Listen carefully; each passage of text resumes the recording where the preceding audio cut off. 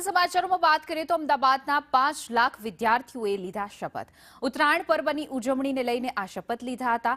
મારો આનંદ કોઈનો જીવ ન લે એ જ મારી ઉત્તરાયણ એ પ્રકારના શપથ લેવડાવવામાં આવ્યા હતા। વહેલી સવારે અને સાંજે પતંગ નહીં ચગાવવાનો સંકલ્પ લીધો છે। ચાઇનીઝ દોરીનો ઉપયોગ નહીં કરવાનો સંકલ્પ લેવામાં આવ્યો છે।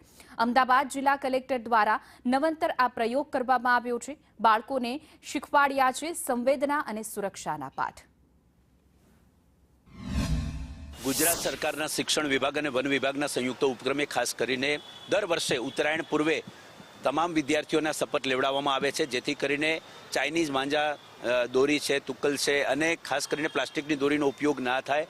કાચનો ઉપયોગ દોરી જે છે એમાં જે છે પકવવા માટે જે રીતે થતો હોય છે તે ના થાય તે માટે આજે આપણે અમદાવાદ શહેરમાં 1800થી વધુ શાળાઓમાં આજે શપથ લેવડાવવા માટેનો કાર્યક્રમ કરવામાં આવ્યો છે।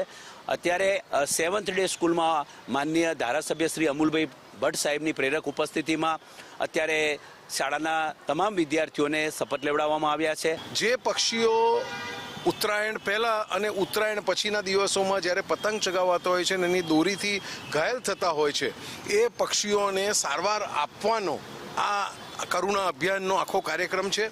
બાળકો જ માટે એ ઉત્તરાયણ સૌથી મોટો તહેવાર છે। એ લોકો પતંગ દોરી ચગાવતા હોય છે, એટલે એમને પણ આનું જ્ઞાન આવે, અવેરનેસ આવે અને એ લોકો પણ પક્ષી બચાવો અભિયાનમાં જોડાય। એના માટે આજે આપણા અમદાવાદના શૈક્ષણિક કચેરી દ્વારા આ ખૂબ સરાહનીય કાર્યક્રમનું આયોજન કરવામાં આવ્યું છે।